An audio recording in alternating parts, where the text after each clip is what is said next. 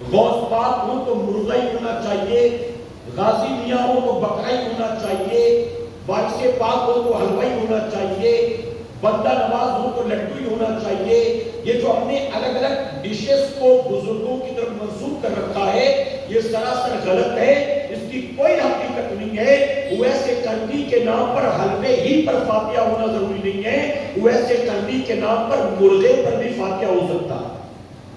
امام جعفر صادق کے نام پر کھیر پوری ہونا ضروری نہیں ہے، بکرے پر بھی فاتحہ ہو سکتا ہے، بکرے کے گوشت پر بھی۔ آگے بات سمجھا؟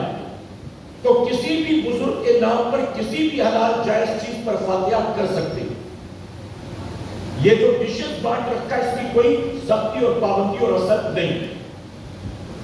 اگر کوئی بہت لمبا چوڑا انتظام نہ کر سکے، کوئی بات نہیں، اگر وہ ایک گلاس شربت بنا کر فاتحہ کر لے تو بھی اس کا فائدہ پہنچے گا۔ ایک مٹھی شکر رکھ لے، ایک ڈیری گڑ رکھ لے، اس پر وہ فاتحہ کر دے تو بھی چلے گا۔ ایک پیکٹ بسکٹ پر فاتحہ کر دیا، چاکلیٹ پر کر دیا، کیک پر کر دیا، آئس کریم پر کر دیا تو بھی جائز، تو بھی فاتحہ ہو جائے گا۔ اچھا، ہمارے یہاں نان کڑھائی بانٹتے ہیں، میں کہتا ہوں امریکہ والوں کو نان کڑھائی کہاں سے ملتی ہوگی؟ شب برات میں ہم جو بیری کے پتوں کے لیے پریشان رہتے ہیں اور ایسا لگتا ہے کہ سارا دار و مدار اسی بیری کے پتے پر ہے، میں کہتا ہوں میرے بھائی جاپان کا مسلمان، کوریا کا مسلمان بیری کے پتے کہاں سے لاتا ہوگا؟ وہ تو گیا، اس کا کیا بنے گا؟ لندن والے کو بیری کے پتے کہاں ملیں گے؟ وہاں نہ سونا پور ہے نہ ناریل واڑی، وہ کہاں سے لے کر آئے گا بتائیے؟ ہمارے یہاں تو دو دو چار چار سونا پور ہے اور ہم اس کو بانٹنے میں چھوٹا سونا پور بڑا سونا پور یوں کر لیتے ہیں، چھوٹا ناریل واڑی بڑا ناریل واڑی۔ لندن میں ہے آپ کو بتائیے گوگل پر سرچ کر کے، تو بیری کے پتے کہاں سے لاتے ہوں گے؟ یہ جو ہم نے اپنی طرف سے بنا رکھا ہے، اس کی دین میں کوئی اثر نہیں ہے، ٹھیک ہے؟ یہ بات بزرگوں کا طریقہ ہے، ٹھیک ہے، اگر آپ کرتے ہیں تو اچھی بات، نہیں کیا تو کوئی اس پر پابندی نہیں ہے۔ اگر کوئی صرف اپنے آپ کو اہل بیت سے محبت کا دعوے دار کہلاتا ہو تو اس کو چاہیے کہ وہ امیر معاویہ کی گستاخی نہ کرے، کیونکہ مولا کائنات نے صلح کی اور تم گستاخی کرتے ہو، امام حسن نے صلح کی اور تم بے ادبی کرتے ہو۔ اس کا مطلب ہے کہ کیا تم مولا کائنات اور امام حسن مجتبی سے زیادہ علم رکھتے ہو، ان سے زیادہ تقوی والے ہو، ان سے زیادہ دیندار ہو؟ میرے پیارے آقا کے پیروانوں، اہل بیت تو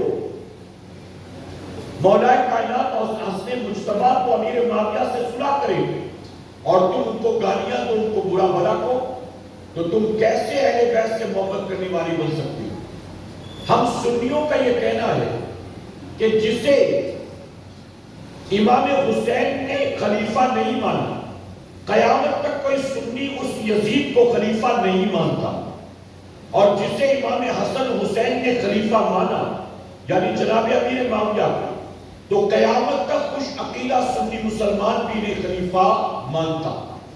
آگے بات سمجھا؟ میرے پیارے آقا علیہ السلام تسلیم کے پیروانوں، میں نے کہا نا بعض سنیوں کو نیم رافضیوں کی ہوا لگ گئی، شیعوں کی ہوا لگ گئی اور ان کے عقیدے خراب ہو چکے۔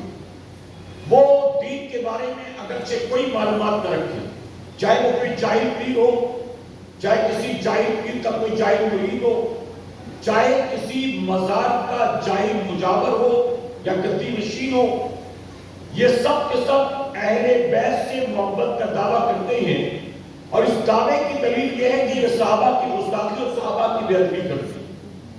تو میرے پیارے آقا کے پیروانوں میں ذمہ داری کے ساتھ ایک بات کہہ دوں کہ جتنے بھی لوگ لمبی داڑھی ہو، جبہ دستار ہو، نسبت کتنی اعلیٰ ہو، کتنے چھپے کپے والے ہو، کتنی اونچی مزار کے مجاور بنے بیٹھے ہو، کسی کے بھی خلیفہ کہلاتے ہو، گدی نشین کہلاتے ہو، اگر کسی صحابی کی گستاخی اور بے ادبی کرتے ہو تو ان کا تعلق اہل سنت سے نہیں ہے، اور جس کا تعلق اہل سنت سے نہیں ہے ظاہر ہے کہ وہ پھر اہل بیت سے محبت کرنے والا ہو ہی نہیں سکتا۔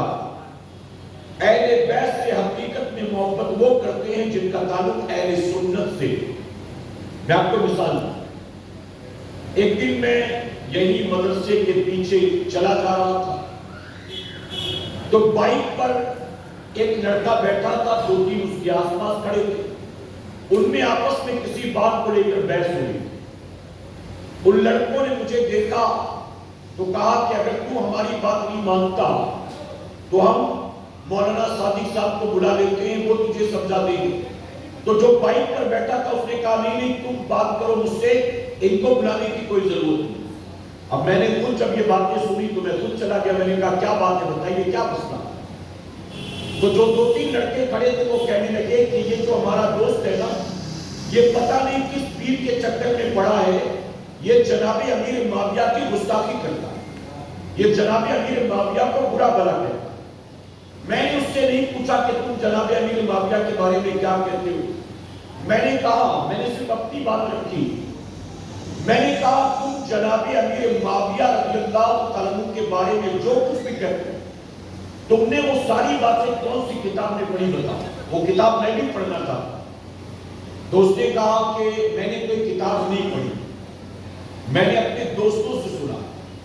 تو میں نے کہا جناب امیر معاویہ کے بارے میں جو کچھ تم نے اپنے دوستوں سے سنا مجھے بتاؤ، تمہارے دوست حافظ ہیں، قاری ہیں، کسی مسجد کے امام ہیں، عالم دین ہیں، مفتی صاحب ہیں، جو تمہارا فرینڈ سرکل ہے جو امیر معاویہ کی گستاخی کرتے وہ لوگ کون ہیں؟ اس نے کہا نہیں وہ بھی عالم نہیں ہے، حافظ نہیں ہے، وہ بھی میری طرح ہے۔ میں نے کہا آپ کی طرح کا مطلب یہ ہے کہ جو دین سے دور ہے، آپ کی طرح ہونے سے مراد وہ لوگ جو دین سے دور ہے۔ اس نے کوئی جواب نہیں دیا۔ میں نے کہا آپ کو سورہ رحمان یاد ہے؟ نیاز کو اور اس نیاز کے کرنے کے طریقے کو اور اس نیاز کے کرنے کی وجہ کو آج کی ہفتہ واری اجتماع میں ہم اور آپ انشاءاللہ سمجھنے کی کوشش کریں گے۔ لیکن اس سے پہلے جن کی تاریخ ہمارے سامنے سے گزر رہی ہے، آئیے سب سے پہلے ان کی بارگاہ میں خراج عقیدت پیش کر لیتے ہیں۔ جناب امیر معاویہ رضی اللہ عنہ یہ صحابی رسول ہیں، اور صحابہ اکرام کے بارے میں اگر زیادہ بات نہ بھی کی جائے تو 2-3 باتیں ہی ان کی عظمت کو، ان کے مقام کو، ان کے فضائل کو سمجھنے کے لیے کافی ہیں۔ اور وہ 2-3 باتیں کیا ہیں؟ سب سے پہلی چیز، حضور اکرم صلی اللہ علیہ وسلم نے اپنے صحابہ کے تعلق سے فرمایا کہ میرے تمام صحابہ آسمان کے ستاروں کے مانند ہیں، جو ان کے دامن سے وابستہ ہو جائے گا وہ نجات پا لے گا۔ دیکھیے حضور اکرم صلی اللہ علیہ وسلم نے اس کو کیٹیگرائز نہیں کیا، یعنی آپ نے عام طور پر صحابہ کی بات کی، یہ نہیں فرمایا کہ جو اولین میں سے ہیں، یعنی جو مکہ معظمہ میں میرے ہاتھوں پر مسلمان ہوئے، یا جو بدر سے پہلے میرے ہاتھوں پر مسلمان ہوئے، یا جنہوں نے جنگ بدر میں شرکت کی، جنگ احد میں شرکت کی، یا جو فتح مکہ سے پہلے مسلمان ہوئے۔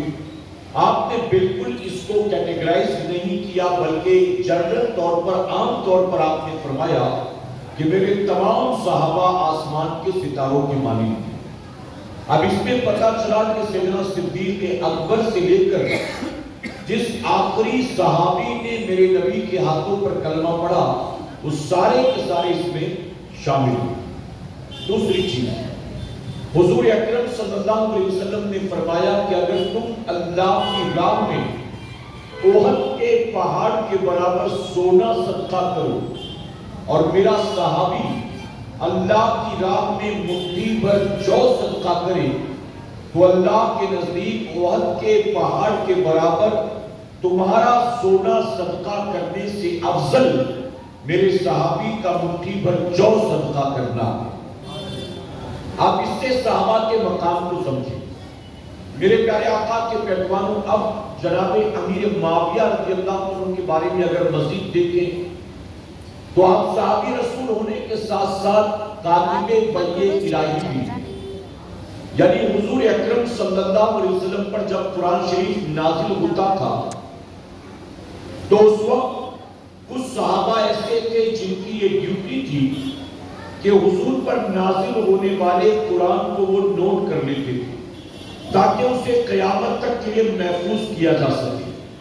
اب اس وقت پرنٹنگ پریس نہیں تھا، اس وقت پین پیپر کا سسٹم نہیں تھا، تو صحابہ اکرام بعض اسے چمڑے پر لکھ لیتے، بعض کپڑے پر لکھ لیتے، بعض دیواروں پر لکھ دیتے۔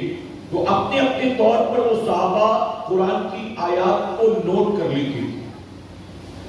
تو جو قرآن کو نوٹ کرنے والے صحابہ تھے انہیں کہا جاتا ہے کاتب وحی الہی، یعنی وہ کاتب تھے۔ تو انہی میں جناب امیر معاویہ رضی اللہ عنہ بھی شامل ہیں کہ آپ بھی حضور پر نازل ہونے والی آیات کو وحی کو نقل کیا کرتے تھے۔ تیسری چیز، جناب امیر معاویہ رضی اللہ عنہ کی اپنی ایک بہن حضور اکرم صلی اللہ علیہ وسلم کے نکاح میں تھی۔ اب آپ جانتے ہیں کہ میرے نبی کے نکاح میں جتنی عورتیں تھیں، بیویاں تھیں، وہ ساری کی ساری قیامت تک آنے والے مسلمانوں کی ماں کہلاتی ہیں، ام المومنین کہلاتی ہیں۔ تو بعض بزرگوں نے لکھا کہ جناب امیر معاویہ رضی اللہ عنہ کی بہن جب مسلمانوں کی ماں ہے تو اس نسبت کے اعتبار سے جناب امیر معاویہ رضی اللہ عنہ یہ امت کے ماموں لگتے ہیں۔ میرے پیارے آقا کے پہلوانوں، جناب امیر معاویہ رضی اللہ عنہ اور مولا کائنات مولا علی کرم اللہ وجہ کریم کے درمیان صلح ہوئی۔ اسی طرح جب جناب امام حسن رضی اللہ عنہ خلیفہ بنے تو کسی بات